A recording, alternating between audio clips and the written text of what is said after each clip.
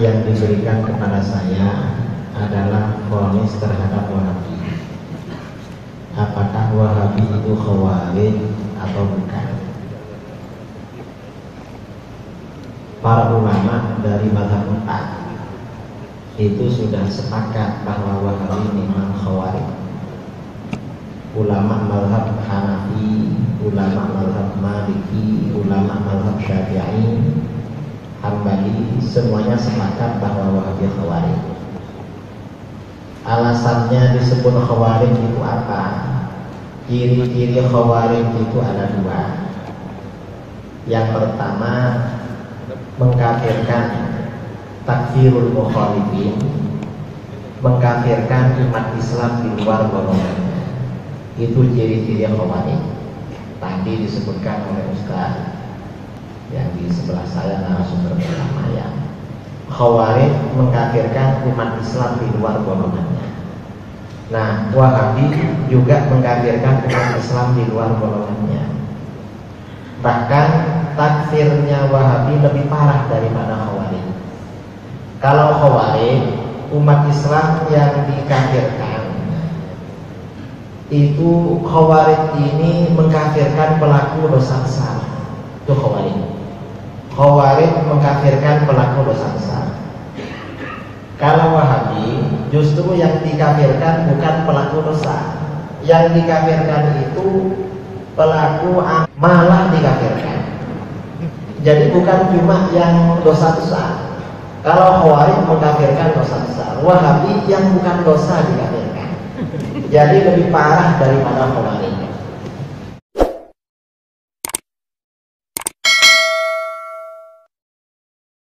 Itu ya masalah takfir. Dan ini maklum bahwa Wahabi mengkafirkan mayoritas umat Islam di luar golongannya itu sudah maklum. Semuanya sudah tahu itu. Diterangkan di dalam kitab-kitab mereka. Ini ciri-ciri Khawarij yang pertama. Ciri-ciri Khawarij yang kedua, menghalalkan darah dan harta benda umat Islam di luar golongannya. Wastihlalu dima'ihim wa amwalihim, menganggap halal darah dan harta benda umat Islam di luar golongannya. Dan ini yang terjadi pada kelompok ISIS atau IS yang sekarang, sehingga terjadi huru-hara di Syria dan Irak. Nah, ISIS ini adalah gambaran Wahabi yang asli. Jadi Wahabi yang asli itu sebenarnya ya ISIS. Kalau ada Wahabi pura-pura tidak mengkafirkan orang, apalagi tidak menghalalkan darah dan harta, ini berarti Wahabinya tidak asli. Apa? Berarti ini Wahabi takiyah atau Wahabi abal-abal. Karena kalau Wahabi yang asli ya memang seperti itu. Itu doktrin mereka. Nah, Wahabi ini mengapa mengkafirkan mayoritas umat Islam di luar golongannya? Wahabi punya konsep ideologi yang berbeda dengan kita.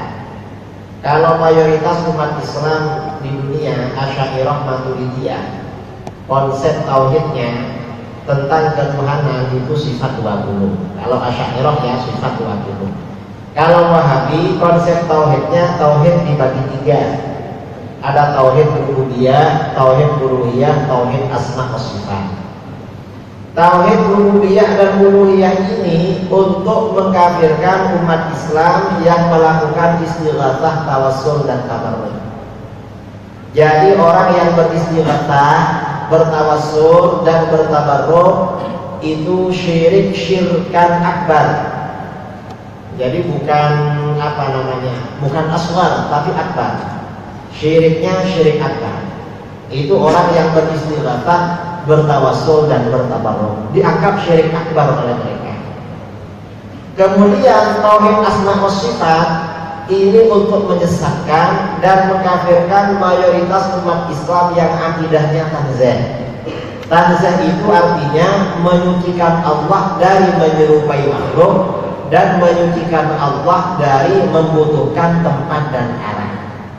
Karena Wahabi beriktikad Tuhan itu wajib bertempat. Tempatnya ada di Arasy. Setiap pukul 3 malam turun ke langit pertama di dunia. Itu mereka di dalam akidah mereka. Kalau mayoritas umat Islam akidahnya akan sifat 20. Wujud idam baqa mukhalafatul hawadithi diyamu binafsihi. Memang Allah itu maha suci dari tempat. Jadi memang dari tauhidnya saja mereka tauhidnya ini memang tauhid apa ya? Tauhid mengkafirkan umat Islam di luar golongannya. Jadi semua perbedaan Wahabi, mayoritas sebagian besar perbedaan Wahabi dengan mayoritas umat Islam itu rumusannya kembali kepada pembagian tauhid dibagi 3, yaitu rububiyah, uluhiyah, asma wa sifat. Ini yang masalah takfir. Kemudian oleh kelompok teroris ya, kelompok ISIS atau Ikhwan yang afiliasinya kepada Wahabi, tauhid 3 ditambah tauhid yang keempat, yaitu rububiyah, uluhiyah, asma wa sifat. Yang keempat adalah tauhid hakimiyah, untuk memvonis tauhid kepada pemerintahan atau rezim yang dianggap tidak menjalankan syariat oleh mereka. Ini tauhid mereka. Jadi bahwa Wahabi ini memang vonis dari kita ini adalah khawarij, ini sudah maklum. Dan memang mereka ini mengkafirkan orang-orang yang beristighatsah, bertawassul dan bertabarruk. Mengapa dikafirkan oleh mereka? Orang yang beristighatsah, bertawassul dan bertabarruk itu berarti melanggar tauhid uluhiyah. Tauhid mereka masih sebatas uluhiyah. Kita ini mayoritas umat Islam di Indonesia karena memang sejak awal yang beristighatsah, tawassul, tabarruk itu tauhidnya tauhid rububiyah. Dan oleh Wahabi tauhid rububiyah ini juga diyakini oleh Abu Jahal, oleh Abu Lahab dan orang-orang musyrik. Bahkan kata Wahabi semua manusia, orang kafir, orang musyrik, orang Yahudi, orang Nasrani, orang Hindu, orang Buddha, semua kata Wahabi bertauhid secara rububiyah. Mereka ini kafirnya secara uluhiyah saja. Ini kata Wahabi.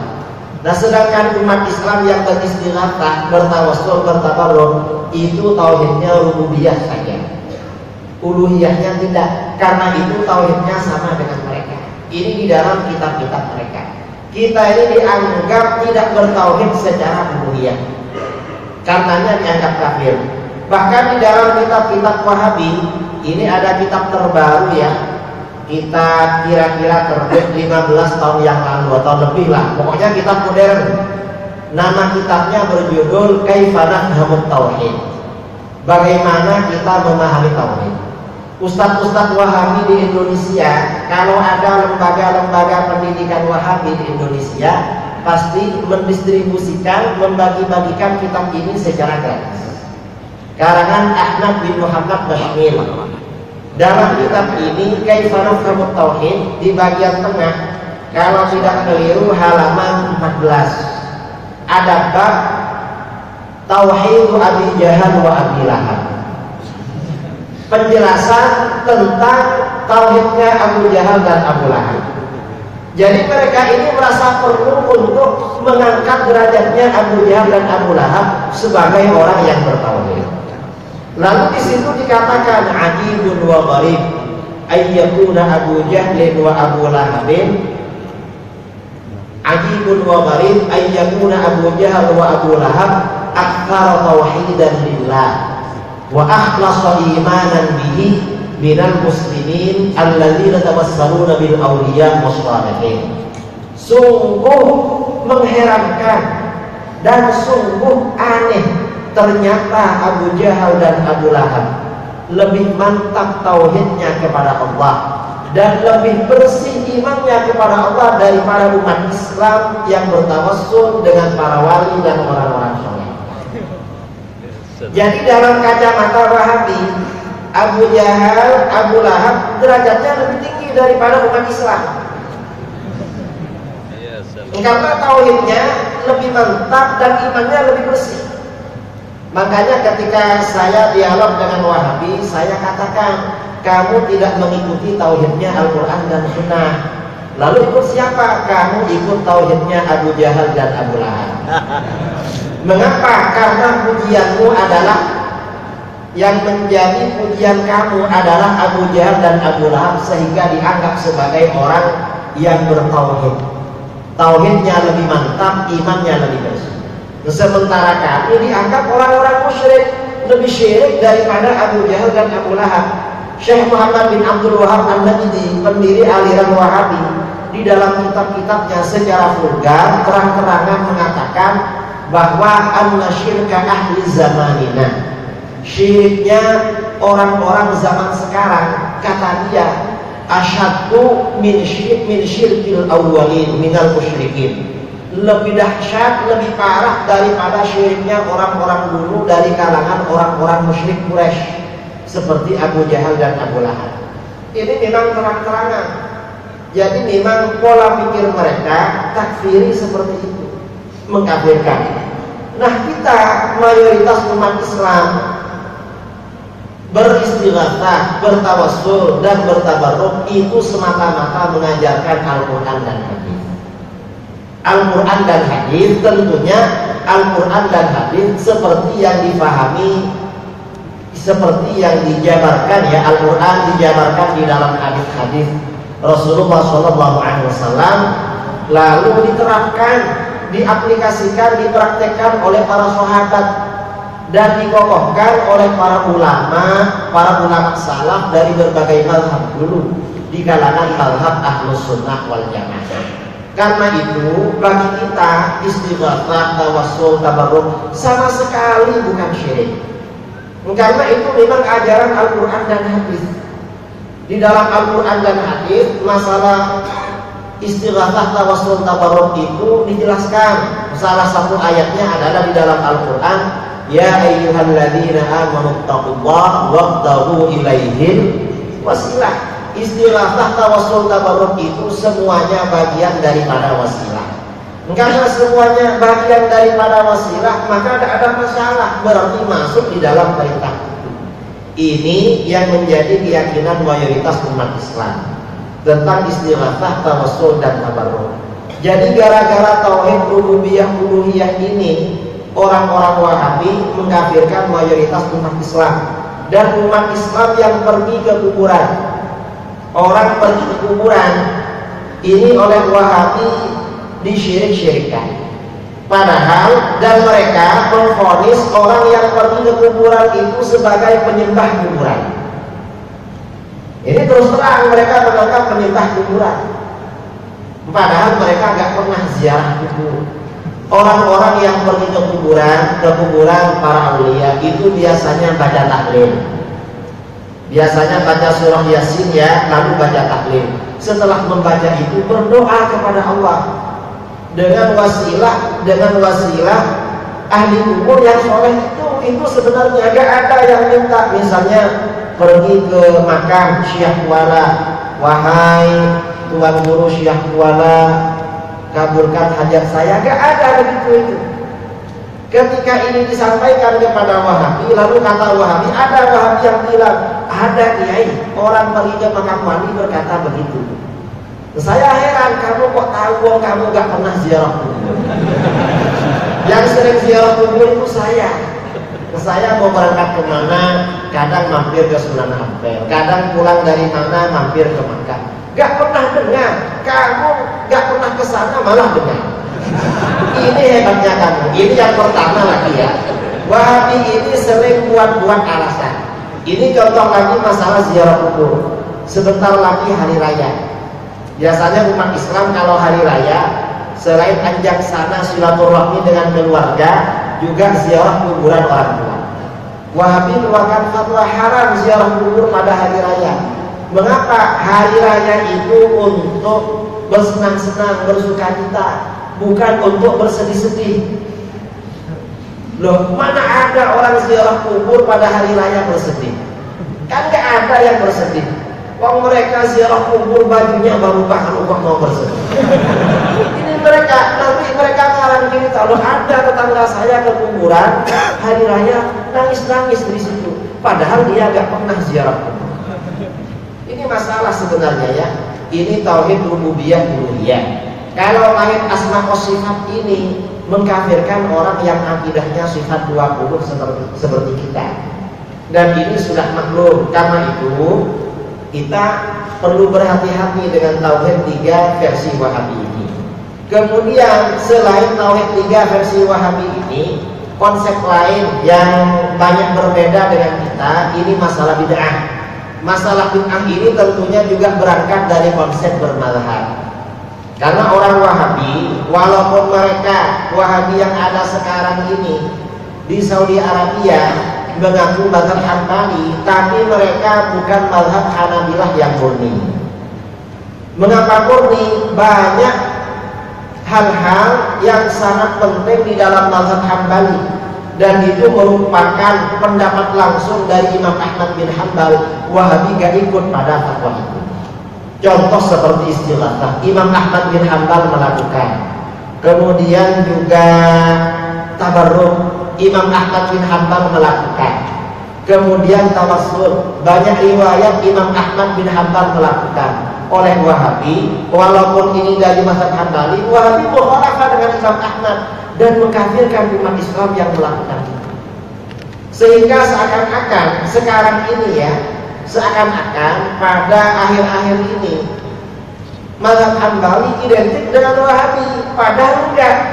Karena sampai sekarang masih banyak para ulama mazhab Hambali yang fudalah, pengikut Hanabilah yang baik-baik, yang enggak terpengaruh, tidak terkontaminasi dengan pemahaman Wahabi, seperti pengikut Hambali dari Kuwait, pengikut Hambali dari Syam, dari Syria. Ulama-ulama mereka masih banyak. Ada pengikut Hambali dari Al-Azhar, sebagian mereka ada menulis kitab ya, bisa diambil di internet, berjudul Al-Hanabilah wa ikhtilafuhum ma'as salafiyah al-mu'asyirah. Jadi kaum Hanabilah dan perbedaan mereka dengan golongan salafi kontemporer, yaitu orang-orang Wahabi. Beliau menjelaskan pendapat Imam Ahmad dalam berbagai persoalan. Kira-kira kitabnya setebal 1000 halaman. Dan Wahabi berbeda dalam sebagian besar persoalan itu. Ini perlu kita tahu, karena Wahabi ngakunya mazhab Hambali.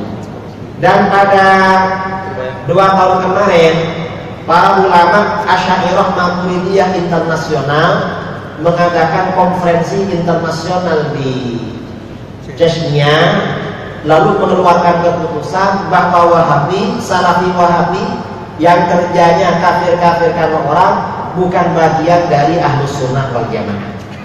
Dan ternyata hasil konferensi itu pengaruhnya sangat positif bagi Wahabi. Mengapa? Karena setelah konferensi itu pemerintahan Saudi Arabia ini terkejut. Gimana ini?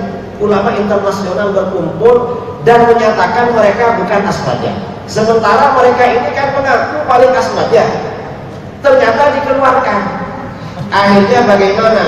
Akhirnya seorang menteri ya, salah satu menteri yang merupakan pangeran di Saudi Arabia, memanggil para dosen, doktor-doktor yang sufi di Saudi Arabia.